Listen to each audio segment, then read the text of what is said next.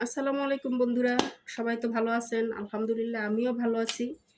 দেখেন আমি আজকে রান্না করব মুরগির গোশত দিয়ে ডাটা।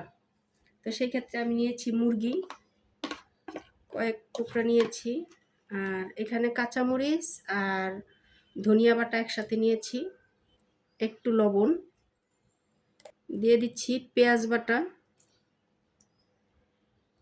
আদা রসুন বাটা, এখানে আছে গরম মশলা বাটা। গরম মশলা বলতে এলাচ, দারচিনি, তারপরে অল্প একটু জয়ত্রী, জয়ফল, পোস্ত সব কিছু অল্প একটু করে করে দিয়েছি।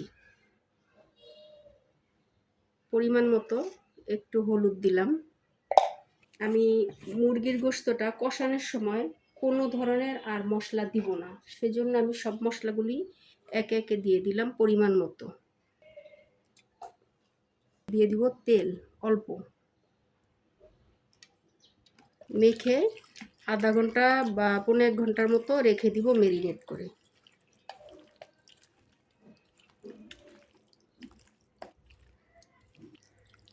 এবার 1 ঘন্টা বা 1.5 ঘন্টা বা আধা ঘন্টা যতটুকু সময় সম্ভব হয় অতটুকু সময় মেরিনেট করে রাখবো।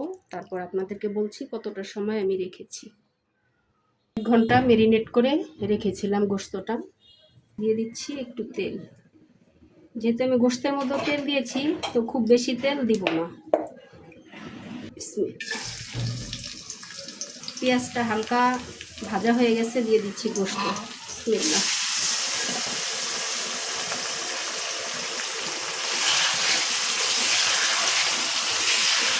আমি আর এক্সট্রা কোনো মশলাই দিই নাই, সব মশলা দিয়ে গোশতটাকে মেরিনেট করেছিলাম। এই গোশতটা এখন একটু হালকাভাবে কষিয়ে নিব।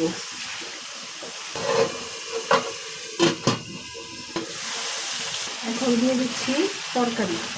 দেখেন মশলাগুলি মুরগির গায়ে গায়ে লেগে দিচ্ছে। দিয়েছি ডাটা আর আলু।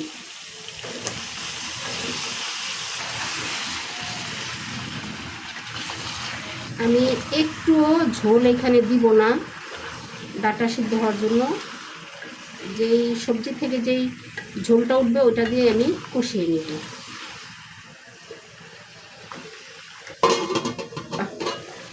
ডাটা থেকে যেই পানিটা বেরিয়েছে সেটা দিয়েই সিদ্ধ হয়ে গেছে। আমি এর মধ্যে আর দেখিও নেই কেমন হলো। কষানোর কাজ শেষ। এখন ঝোলের জন্য দিয়ে দিব পানি। বিসমিল্লাহ।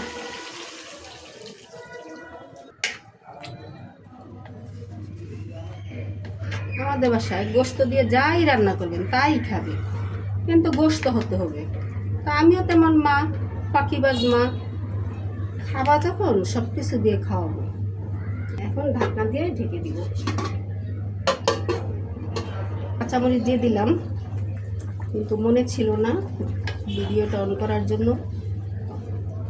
আর এখন দিয়ে দিব জিরা, ভাজা জিরার গুঁড়াটা দিয়ে আরও কিছুক্ষণ রান্না করে নিব। ভাজা জিরার গুঁড়া। তরকারিটার কালার মাশাআল্লাহ অনেক সুন্দর হয়েছে। এটা নামালে আর আলুতে ঝোলটা টেনে নিবে, একদম মাখা মাখা ঝোল হবে। এমনিতে মাখা মাখা হয়ে গেছে। তো ভিডিওটা দেখার জন্য সবাইকে অনেক অনেক ধন্যবাদ। সবাই ভালো থাকেন। আল্লাহ হাফেজ।